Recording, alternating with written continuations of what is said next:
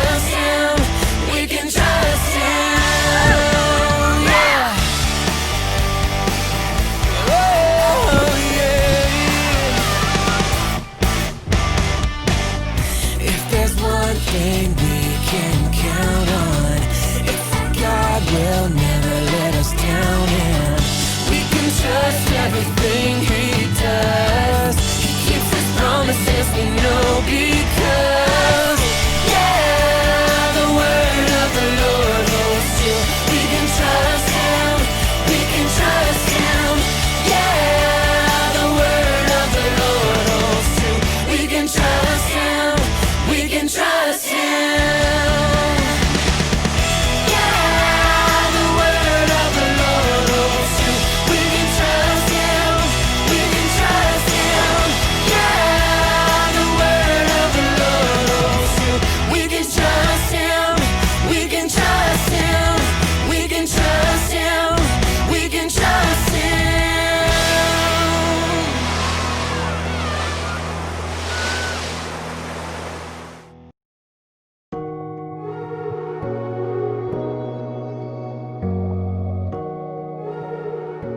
You got this! You got this! You got this!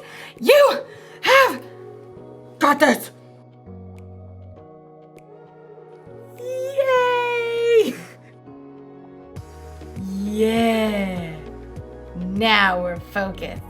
Hey everyone, it's Erica. You might be wondering what I'm doing talking to myself in the mirror. Hey, what's up? How you doing? Well, I decided I needed a little encouragement because it's been sort of a hard week. You see, a few days ago, my aunt was stuck at home with a broken leg. So I took some soup to her house, but then her dog peed on my shoe. And then I slipped and spilled the soup all over the place. And then the next day, I was walking home from the library and a car drove through a puddle next to me and splashed water all over me and all over my library book. Are you kidding me? Then, yesterday, I tripped over a sleeping cat and I fell into a prickly rose bush. Ow. So, it's been one of those weeks. And I'm trying to encourage myself to have a better day. But it's going to take faith. Faith is trusting in what you can't see because of what you can see. So even though I still have a few scratches from yesterday's catastrophe, I have faith that today will be better. See? It's better already! Today's story is all about some people who are having a bad week. Actually, several weeks. And okay, maybe they had bigger problems than spilled soup, a wet library book, and a thorny rose bush. But my week was still pretty bad. I'll see you when the storm passes. That'll make sense after the story. The Bible. It's 66 books of history, stories, letters, and poetry that fit together to form God's one big story. The epic adventure of how He created us and loves us so much that He made a way to rescue us.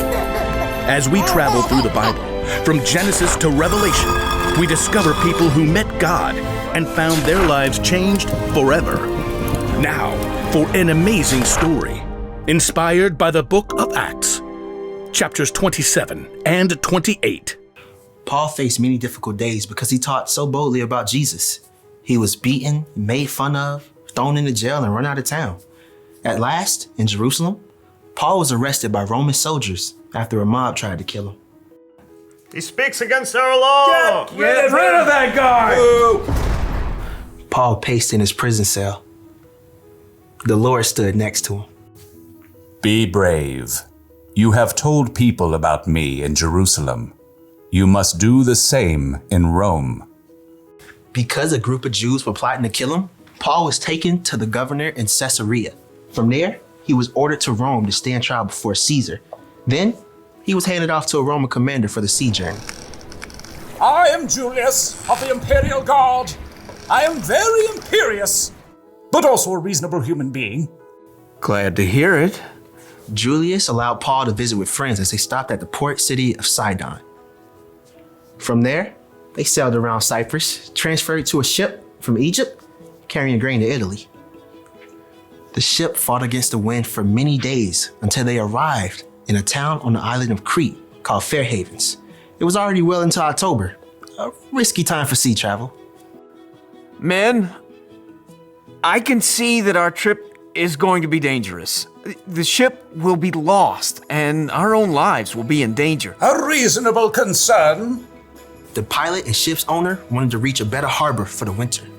Pish posh. We can make it to Phoenix. Well, Feel that? Gentle southerly breeze. Perfection. we leave at once. Anchors away! But very soon, the gentle breeze transformed. Within a short time, the wind beat against the ship with the strength of a hurricane. The pilot gave up fighting the gale. Hoist the lifeboat. Secure ropes around the bow. Jettison the cargo. In the midst of the chaos, the Lord sent an angel to Paul. The next morning, Paul withstood the storm to encourage the crew and passengers. 276 people. First, not to say I told you so, but I told you so. Second, not a problem. Last night, an angel from God told me, "Do not be afraid, Paul. You must go on trial in front of Caesar. God has shown his grace by sparing the lives of all those sailing with you. But we must run the ship onto an island." On the 14th night of the storm, the sailors realized they were nearing land. The water's only 90 feet deep here. Drop the anchor. The crew was so afraid of crashing against the rocks that they lowered the lifeboats, planning to escape and leave the passengers. Julius, these men must stay with the ship. If they don't, you can't be saved. A reasonable request. Cut the ropes. The soldiers cut the ropes so the crew could not escape. Just before dawn, Paul gathered everyone on board, shouting above the wind. Not a problem. None of you will lose a single hair from your head. Now, I'm asking you to eat so you can live. Paul took bread and thanked God. He then broke the bread and ate it. Everyone was filled with hope while they had some food to eat as the gray morning dawned. There's the beach. Lift the anchors and we'll run her aground. But as the pilot steered desperately for shore, the ship hit a sandbar and began to break into pieces. The soldiers were planning to kill Paul and the other prisoners to keep them from swimming to freedom. Stop! Don't hurt them. Paul must live. Everyone overboard. Swim to land or grab a piece of the wreckage. Miraculously, everyone made it to shore, just as God had promised. Welcome to Malta.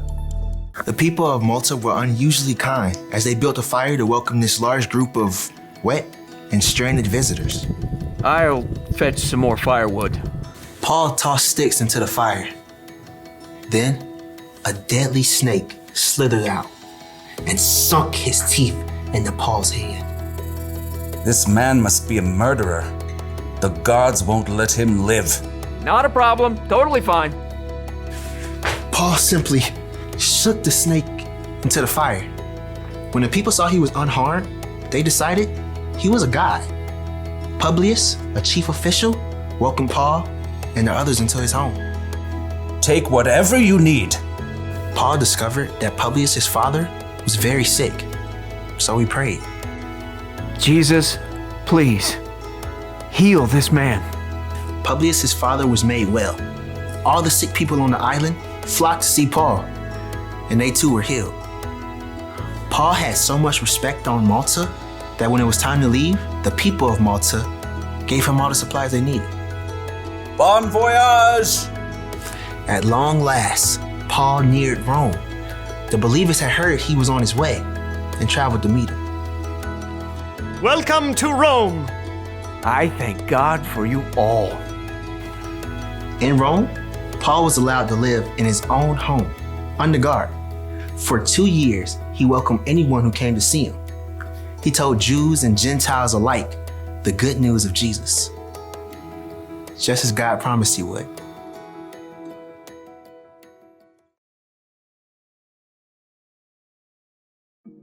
So, a shipwreck is probably worse than tripping on a cat, but a bad week is a bad week. And the important thing to realize is that we all have problems, and we all get to choose how we react to those problems. Paul chose to trust that God was with him no matter what he was going through. You see, Paul understood that God had a bigger plan. Ever since Paul came to know Jesus as God's son, he had devoted his life to telling others about Jesus. And Paul knew that no matter what problems he faced, they were worth it if it helped him spread the good news of Jesus to the world.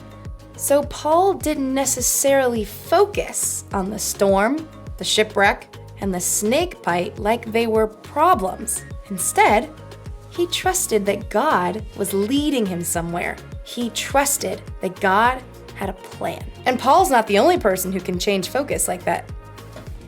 We can too!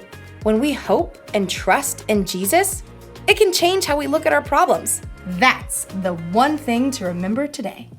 Knowing Jesus changes the way you see your problems. When you're having one of those weeks, or months, or years, or whenever we have a problem, sometimes the bad stuff is all we can focus on. But when you know that God has a plan and that Jesus is always with you, it can help take the focus off yourself and put your focus on Him. Whenever you're facing tough situations, remembering that God is with you can make it less hard or scary. So don't forget, God has got this. See you next time. Bye.